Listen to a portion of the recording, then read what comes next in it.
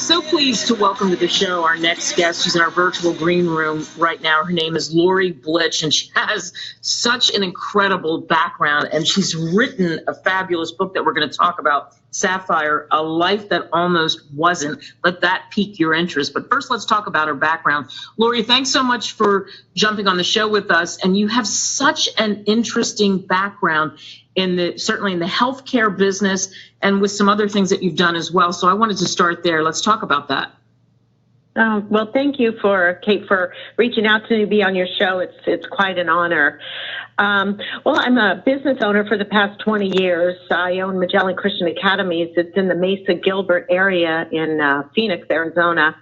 And it's a school with about 180 students currently that I have, and staff about 20. My schools have won numerous awards. One particular award I'm proud of is the declaration of Magellan Day in Jacksonville, Florida, by the mayor. So that was quite an honor to receive that. And I'm also a nurse educator responsible for the education of multiple service lines at Banner Gateway Medical Center and Banner MD Anderson Cancer Center in Gilbert, Arizona. It's part of a large health care system called Banner Health, headquartered out of Phoenix, Arizona. We have about 28 hospitals or so it's a very large health system. One thing I really like about the Banner Health System is the education that we have here for our nurses and other employees that come aboard Banner. And all the years I've worked as a registered nurse and also as a naval officer, it's one of the best education systems that I've ever seen. And we have some quite dedicated nurse educators. So I'm very blessed to work around some forward-thinking leaders at Banner Health System. So it's quite a blessing to work here. Yeah, and it's no surprise, and you talk about this, obviously a giving person as being a registered nurse in your business and whatnot. And so now we go to the story in the book, Sapphire, A Life That Almost Wasn't. I mentioned it before. You can pick it up on Amazon. Tell us about Sapphire and what happened to this cat that you ended up adopting and you talk about in your book. Yeah, well, the book, it was it was probably about a January, February timeframe. It was unseasonably cold in Jacksonville, Florida that year. We had quite a cold snap, and it was about 36 degrees, I believe. My janitor went out to empty the trash in a dumpster, and as he opened the lid, he heard this faint meowing coming from the dumpster. So he looked around the dumpster thinking that there was a larger cat that was around there, but he said it sounded like a kitten because it was so faint. So he couldn't find it, so he put the lid down, started to walk away and looked down that he hadn't emptied all the trash. So he went back, opened the lid up, and he heard it again. So he emptied the trash, but he looked to his right and he saw a small, tiny box that had been intentionally taped.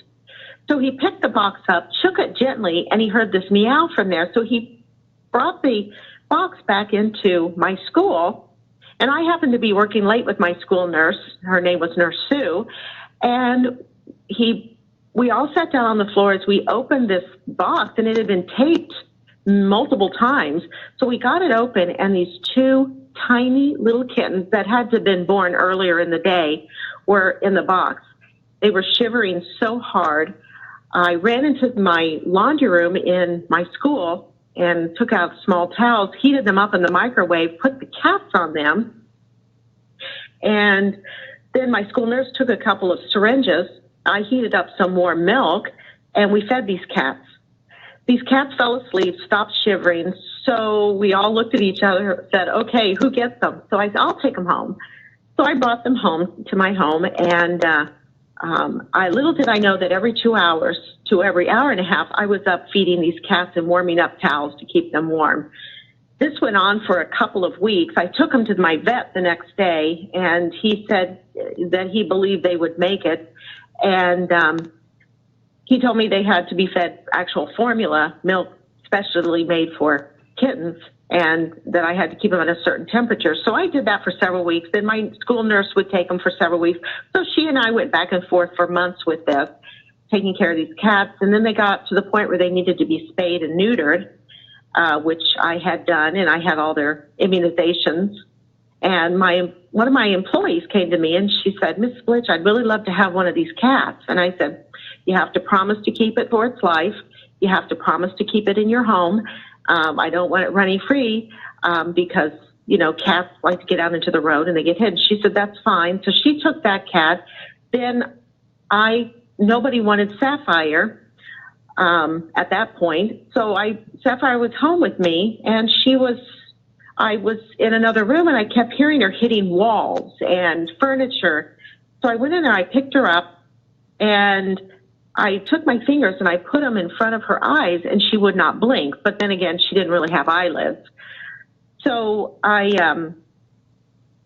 took her to the vet, and the vet said, "You know what? I agree with you. I think she's blind."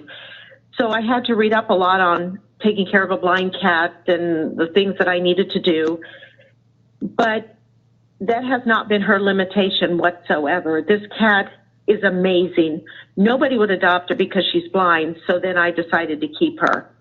She will absolutely find ledges in my home that I know she does not know are there. There is no way she could know that.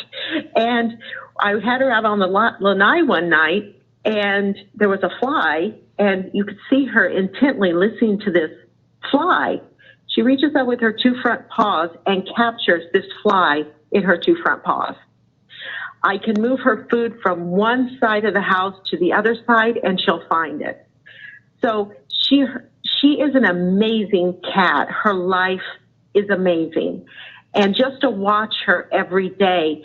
And you know what's interesting, Kate? I read a quote a number of years ago, and this was kind of the encouragement for me to write this book, was by Mahatma Gandhi, where he said the greatness of a nation and its moral progress can be judged by the way its animals are treated. And it's so true. And nowadays, because kids are so bombarded with the devaluing of life, I wanted to put this book out there just so that children could understand that every life has value. That value may not have significance to someone else, but it certainly has value to someone. And Sapphire's life had value to me. So she's been an amazing cat, an absolutely amazing cat. I received great reviews on my book.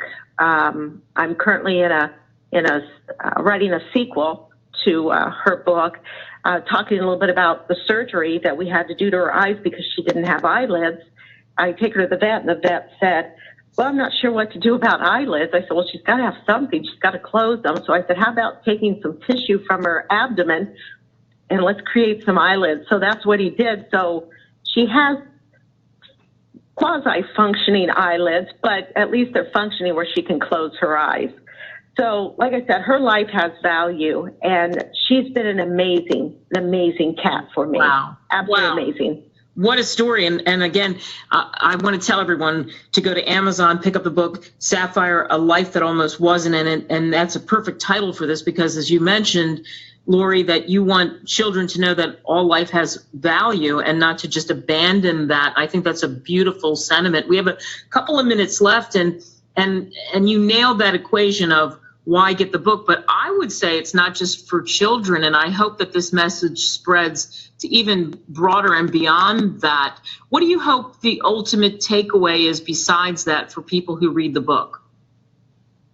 Well, other than just the value of life, that because something is blind or has a special needs, that its life also, they can have great value and they can also live a fulfilling life, much like Sapphire. Her blindness does not limit her whatsoever. She uses her other senses to overcome that blindness. So just because she's a special needs does not make her life any less valuable.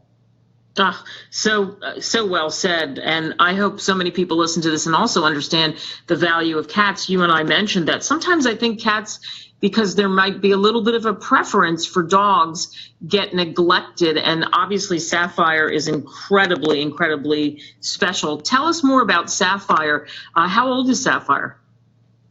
She's 11 years old. I was a little concerned that she wasn't going to be a very large cat. She was going to be a very small cat, but actually she has turned around with proper nutrition and care. She has, I think she's about 11 pounds. I just had her at the vet a couple of weeks ago for her updated shots, but I think she's 11 pounds now. And she's a happy cat. She's a total indoor cat, obviously, because she's blind, but she's the sweetest cat. I have another cat, Cashmere's his name, and he is also, I got him from the Humane Society, and he likes to beat up on her a little bit, but she holds her own. Oh, I can just picture that. So once again, let's bring it back home. Sapphire, a life that almost wasn't. You can get it on Amazon, and it's just a beautiful story. It'd be great for gift giving too, because in fact, that's exactly what I did. And you think about it, we're going through Valentine's Day, and then we run into Easter and other holidays, and it's just absolutely terrific. I love your story, Lorrie Blitch. Thank you so much for joining us, and good luck in the future with all your endeavors. Great. Well, thank you for having me on your show.